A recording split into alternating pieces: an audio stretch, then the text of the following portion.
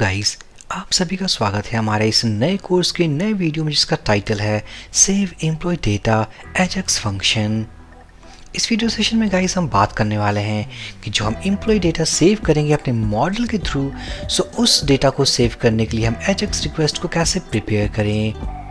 Last video sessions में हमने Ajax request के बेसिक कॉन्सेप्ट को समझा था कि हम किस तरीके से अपने फर्स्ट एजेक्स रिक्वेस्ट को क्रिएट कर सकते हैं और क्रिएट करने के बाद हम सर्वर साइड कोड के थ्रू से कैसे हैंडल करें। सो इस वीडियो में हम जो डिस्कशन करने वाले हैं वो ये कि जो हमारे पास ऐड एम्प्लॉय मॉडल है, अगर इस मॉडल में हमारे पास डेटा अवेलेबल है, मैं सबमिट पे क्लिक करूं, सो किस तरीके से हम इस एम्प्लॉय डेटा को अपने टेबल एम्प्लॉयज़ में हम सेव कर पाएँ। सो इस एम्प्लॉयज़ टेबल में अगर आप देखोगे तो हमारे पास 3 कॉलम है, like name, email and designation. क्योंकि जो आईडी कॉलम है वो एक ऑटो इंक्रीमेंटेड आईटी कॉलम है, सो इस केस में हमें वैल्यू की नीड नहीं है। सो वैल्यू सेव करने के लिए हमें नेम, ईमेल और डेजिग्नेशन चाहिए जो कि हमारे पास फॉर्म इनपुट्स के थ्रू अवेलेबल है। सो हम इस फॉर्म डेटा को सबमिट करेंगे। सबमिट करने के बाद हम अपने रिक्वेस्ट को कैप्चर करेंगे। एजेक्स रिक्वेस्ट के थ्रू हम इस डेटा को सर्वर पर सेंड करेंगे और सर्वर पे उस डेटा को गेट करने के बाद हम माइस्क्यूएल ऑब्जेक्ट ओरिएंटेड कॉन्सेप्ट के थ्रू हम उसे अपने एम्प्लॉयज टेबल में सेव करेंगे। तो चलिए स्टार्ट करते हैं। मैं जाऊंगा एडिटर पे। तो लास्ट वीडियो सेशन में हमने script.js के अंदर हमने अपना पहला डेमो एजेक्स रिक्वेस्ट क्रिएट किया था, जहां पर फिलहाल हमने कोई डेटा सेंड नहीं किया है। हमारे पास एक सिर्फ एक्शन पैरामीटर था और इस एक्शन पैरामीटर के यूज़ करके हम इस functions.php में हमने उस रिक्वेस्ट को हैंडल किया था। सो अब क्या करने वाले हैं, जबकि है तो हमारा वही फंक्शन एट एम्प्लॉय, मीन्स इसके क्लिक इवेंट पे ही हमने वो एजेक्स रिक्वेस्ट को फायर किया था। सो इस केस में हम क्या करने वाले हैं, थोड़ी सी मॉडिफिकेशंस, और वो ये मॉडिफिकेशंस है कि जब हमने इस बटन पे क्लिक किया तो हमें इस फॉर्म डेटा को सेंड करना है। सो यहाँ पर हम यूज़ करने वाले हैं जावास्क्रिप्ट के एक और मेथड के बारे में, और उसे कहते हैं हम सीरियलाइज मेथड को कॉल करते ही इस फॉर्म के डेटा को हम सीरियलाइज फॉर्मेट में कन्वर्ट करके हम उसे सर्वर पे सेंड कर सकते हैं। सो सीरियलाइज का मतलब क्या होता है, अगर मैं यहाँ पर लिखूँ लाइक console.log, अगर मैं फॉर्म की आईडी की बात करूँ, ये हमारी फॉर्म की आईडी डॉट सीरियलाइज, और अभी फ़िलहाल के लिए अगर मैं इन सारे कोड को कमेंट कर दूं, सेव कर दूं, सेव करने के बाद मैं ब्राउज़र पे जाऊंगा, रिलोड करूंगा। रिलोड करने के बाद अगर मैं इंस्पेक्ट कर लूं और हम क्लिक करने वाले हैं कंसोल टैब, मैं इसको थोड़ा नीचे कर लेता हूँ, कंसोल टैब। इसके बाद हम क्लिक करेंगे एट एम्प्लॉय, यहाँ पर हम फिल करने वाले हैं sample@gmail.com और हम डेजिग्नेशन करेंगे SEO, क्लिक ऑन सबमिट। तो हम देख सकते हैं जो सीरियलाइज मेथड है उसने क्या किया, हमारे इस फॉर्म डेटा को, जो कि हमने इस फॉर्म को कॉल किया अपने सेलेक्टर के बेसिस पे, मीन्स फॉर्म आईडी के बेसिस पे, इस मेथड के थ्रू हमने सारे वैल्यूज़ को name equals to sample, email equals to sample@gmail.com, designation SEO, इसे एक URL इनकोडेड फॉर्मेट में कन्वर्ट कर दिया है। बस इन्हीं वैल्यूज़ को हम अपने फॉर्म डेटा वैल्यूज़ के साथ कनकैटिनेट करके हम सर्वर पे सेंड करने वाले हैं। सो मैं क्या करूँगा, एज सिंपल एज दैट, मैं इसे कट करूँगा। कंसोल को हम रिमूव करने वाले हैं। इस फॉर्म डेटा के यहाँ पर ठीक बाद मैं यूज़ करूँगा एम्परसेंड सिंबल। हमने क्यों यूज़ किया, क्योंकि जितने भी फॉर्म डेटा हैं आप देख सकोगे, इनको URL इनकोडेड फॉर्म में कन्वर्ट करने के लिए, इन वैल्यूज़ को कनकैटिनेट करने के लिए, ताकि ये एक साथ रहें, इसलिए इन वैल्यूज़ ने भी यूज़ किया है एम्परसेंड सिंबल, आप देख सकते हो। और हमने भी यूज़ किया है इन वैल्यूज़ को कनकैटिनेट करने के लिए अपने एग्जिस्टिंग वैल्यू के साथ एम्परसेंड। सो मैं यूज़ करने वाला हूँ प्लस आइकन, मीन्स कनकैटिनेशन। और यहाँ पर जो टेस्ट अंडरस्कोर एजेक्स था, ये तो थी हमारी AJAX means test call AJAX के लिए। मैं इसे करने वाला हूँ like insert process underscore insert, ये हमारा एक्शन नेम है। या हम कोई और नाम भी देख सकते हैं, सपोज सेव अंडरस्कोर एम्प्लॉय। सो इस एजेक्स रिक्वेस्ट को मैं इनेबल करूँगा और हमने इस फॉर्म डेटा को सेंड किया है। इट मीन्स ये सारे वैल्यूज़ हमारे पास अवेलेबल होंगे इस functions.php के। अगर मैं इस सेव एम्प्लॉय को कॉपी करूँ, पेस्ट करूँ हमारे इस ब्लॉक में। और एक और बात, ये जो रिक्वेस्ट हम प्रोसेस करने वाले हैं, यहाँ पर हम डेटा सेंड कर रहे हैं, सो जो टाइप होगा वो होगा पोस्ट रिक्वेस्ट टाइप। सो हमें मेथड नेम भी अपडेट करना होगा, यहाँ पर गेट की जगह पे हमें टाइप करना होगा पोस्ट। या मैं एक काम करता हूँ, हम इसको कॉपी करके एक नया ब्लॉक बना लेते हैं और फिलहाल के लिए मैं इसे रिमूव कर दूंगा। और यहाँ पर इसे मैं चेंज करने वाला हूँ पोस्ट रिक्वेस्ट टाइप, और इसे script.js में हम कॉपी करने वाले हैं अपने सेव एम्प्लॉय। मैं इसे यहाँ पेस्ट कर दूंगा और यहाँ पर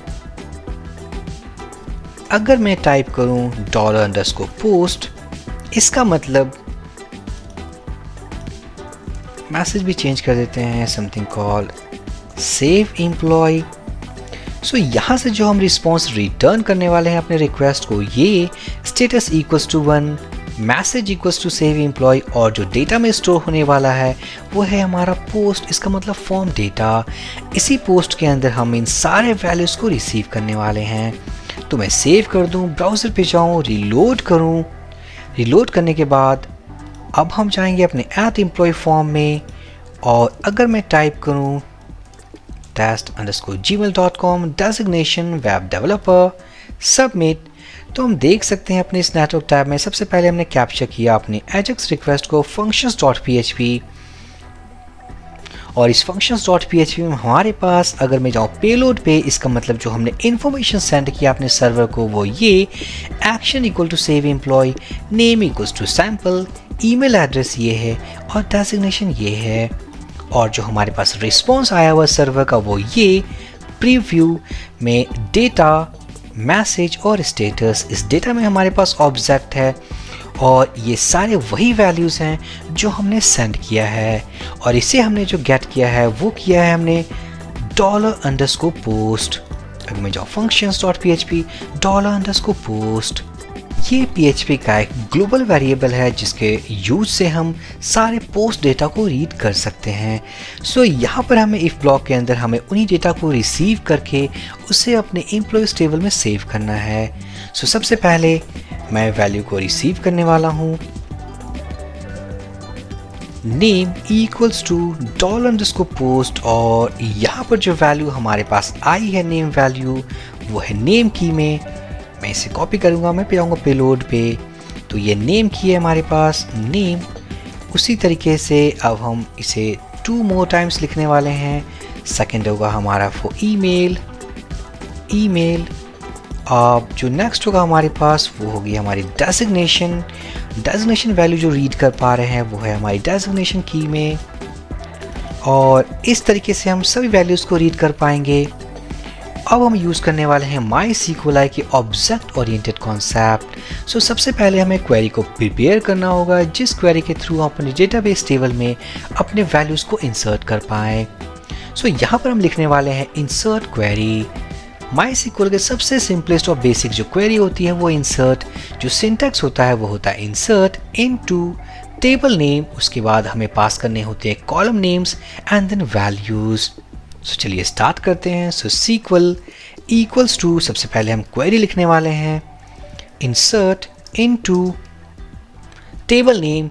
सो इस केस में हमारे पास जो टेबल नेम है वो है एम्प्लॉयज़ टेबल नेम।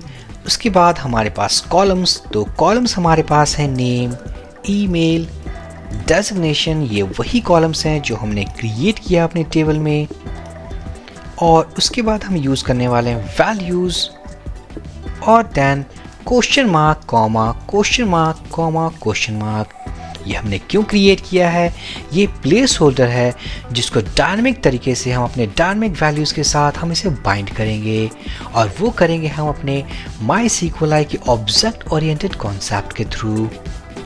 सो क्वेरी लिखने के बाद अब हम यहाँ यूज़ करने वाले हैं if else statement. So if STMT इसका मतलब स्टेटमेंट, और ये MySQLi अब हम यहाँ देख सकते हैं हम MySQLi एक्सेस नहीं कर पा रहे हैं, और वो क्योंकि जो MySQLi ऑब्जेक्ट अवेलेबल है वो ऑब्जेक्ट अवेलेबल है हमारे इस db-config.php फाइल में।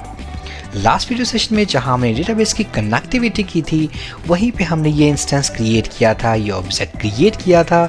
सो अगर MySQLi के किसी भी मेथड को एक्सेस करना हो तो हमें इस MySQLi ऑब्जेक्ट को यूज़ करना होगा। सो सबसे पहले इस ऑब्जेक्ट को एक्सेस करने के लिए हमें इस फाइल को अपने इस फाइल में लोड करना होगा। तो हम यहाँ इंक्लूड करने वाले हैं इंक्लूड वंस, और इंक्लूड वंस इसके अंदर हम पास करने वाले हैं ./ इसका मतलब करंट डायरेक्टरी db-config.php। जैसे हमने इस फाइल को यहाँ पर इंक्लूड किया, अब हमारे पास MySQLi का पूरा एक्सेस अवेलेबल है, जिसके ऑब्जेक्ट और मेथड्स को यूज़ करके हम अपने डेटाबेस के साथ उन सारे ऑपरेशंस को परफॉर्म कर सकते हैं। सो मैं जाऊँगा functions.php फाइल में, और यहाँ पर अगर मैं टाइप करूँ MySQLi, हम देख सकते हैं अवेलेबल है, और हम अपने सबसे पहला मेथड यूज़ करने वाले हैं प्रिपेयर। अगर आप IntelliSense देखोगे, ये हमें गाइड कर रहा है कि हमें इस प्रिपेयर मेथड के अंदर हमें SQL क्वेरी को पास करना है। मैं इसे पास कर दूंगा। इसके बाद हम जाएंगे अपने इस इफ ब्लॉक में, और अब हम अपने डायनेमिक वैल्यूज़ को बाइंड करने वाले हैं इन प्लेस होल्डर के साथ। सो STMT इसका मतलब स्टेटमेंट, जो हमने यह रन टाइम एक वेरिएबल क्रिएट किया है, और हम कॉल करने वाले हैं बाइंड पैरम, एक मेथड। इस मेथड के IntelliSense को अगर देखोगे, इसके गाइडलाइंस को देखोगे, तो सबसे पहला पैरामीटर जो हमें पास करना है वो है टाइप्स। टाइप्स का मतलब हम किस टाइप की वैल्यू को यूज़ करने वाले हैं। सो यहाँ पर हम अपने तीनों कॉलम्स के वैल्यूज़ को इंसर्ट करने वाले हैं। सो इनका टाइप के बारे में अगर डिस्कस करें, सो इनका जो टाइप है वो है पहला जो नेम वैल्यू है वो है string value, second value email, वो भी एक स्ट्रिंग वैल्यू, और जो डेजिग्नेशन है वो भी है एक स्ट्रिंग वैल्यू। सो हर एक स्ट्रिंग वैल्यू के लिए हमारे पास एक लेटर होगा एस। इसी तरीके से अगर इंटीजर वैल्यू हो, उसके जो वर्ड्स होंगे, मीन्स उसके लिए जो कैरेक्टर यूज़ होगा वो होगा आई। सो यहाँ पर हमारे पास तीनों वैल्यूज़ स्ट्रिंग वैल्यूज़ हैं, सो इसीलिए हमारे पास तीनों कैरेक्टर एस हैं। अब यहाँ पर हम कॉमा सेपरेटेड वैल्यूज़ पास करने वाले हैं। First S for name, second S for email, और जो थर्ड एस पास किया दैट इज़ फॉर डेजिग्नेशन। सो इस लाइन के हेल्प से हमने सक्सेसफुल तरीके से इन वैल्यूज़ को यहाँ पर हमने बाइंड कर दिया है। अब हम यूज़ करने वाले execute method. So if STMT means statement execute. So इस इफ ब्लॉक के अंदर हमारे पास होगा सक्सेस रिस्पॉन्स, इसका मतलब वैल्यूज़ को इंसर्ट कर दिया है, अदरवाइज यहाँ पर होगा हमारे पास फेल रिस्पॉन्स। सो इस सक्सेस ब्लॉक में हम क्या करने वाले हैं, अगर मैं इस लाइन को कट करूं, मैं जाऊंगा इस सक्सेस ब्लॉक में, इसे पेस्ट करूंगा। सो स्टेटस इक्वल्स टू 1, और यहाँ पर मैं करने वाला हूँ एम्प्लॉय क्रिएटेड सक्सेसफुली। हम इस डेटा को पास नहीं करने वाले। साथ ही साथ अब अगर मैं बात करूँ फेल रिस्पॉन्स की, सो स्टेटस उस केस में होगा 0, और अगर मैसेज की बात करूं सो ये होना चाहिए फेल्ड टू सेव एम्प्लॉय। और अब अगर मैं सेव कर दूं, सारा कोड हमने प्रॉपर तरीके से इम्प्लीमेंट कर दिया है। ब्राउज़र पे जाऊंगा, अभी हमारे पास अगर मैं टेबल में जाऊं, हमारे टेबल में कोई भी एंट्री नहीं है। मैं इसे रिलोड करूंगा। रिलोड करने के बाद अब हम पहला एम्प्लॉय क्रिएट करने वाले हैं। ईमेल एड्रेस, डेजिग्नेशन मैं पास करूंगा वेब डेवलपर। हम जाने वाले हैं नेटवर्क टैब में ताकि हम अपना एजेक्स रिक्वेस्ट कैप्चर कर पाएँ। Click on submit. So functions.php request capture हमारी हो चुकी है, और पेलोड में जो डेटा हमने पास किया है, इसका मतलब जो हमने सर्वर को सेंड किया है वो है एक्शन, नेम, ईमेल, डेजिग्नेशन। और मैं जाऊंगा प्रीव्यू, तो यहाँ पर देख सकोगे हमारे पास एक सक्सेस रिस्पॉन्स है, एम्प्लॉय क्रिएटेड सक्सेसफुली। अगर मैं बात करूँ कंसोल में, हमने यही मैसेज मीन्स यही रिस्पॉन्स हमने यहाँ प्रिंट किया है। अब अगर मैं जाऊँ टेबल में, तो होपफुली हमारे पास पहला रिकॉर्ड क्रिएट हो चुका है। सो हम देख सकते हैं हमने एक सिंपलेस्ट एजेक्स रिक्वेस्ट को बिल्कुल एक अच्छे तरीके से इम्प्लीमेंट करके हमने अपने एम्प्लॉयज़ डेटा को सेव किया है। सो यहाँ पर आप देख सकोगे हमारे पास रिस्पॉन्स कंसोल में आ रहा है। सेव करने के बाद हमारे पास कोई कंफर्मेशन मैसेज नहीं है, ताकि यूज़र को ये समझ आ जाए कि हमने एम्प्लॉय को क्रिएट कर दिया है। सो इस कंफर्मेशन बॉक्स और मैसेजेस को इम्प्लीमेंट करेंगे हम अपने अगले वीडियो में। सो फिलहाल हम एक और एम्प्लॉय क्रिएट कर लेते हैं।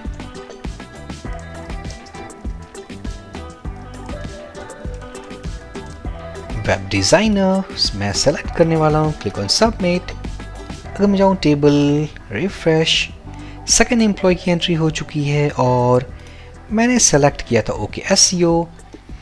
अब मैं थर्ड एम्प्लॉय क्रिएट करने वाला हूँ।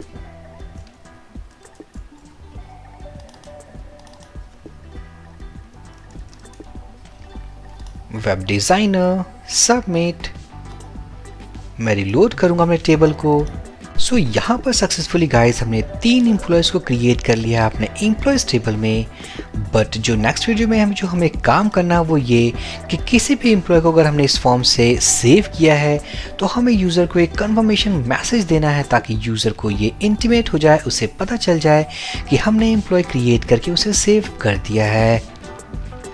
So for this video session guys, thank you for watching and have a great day.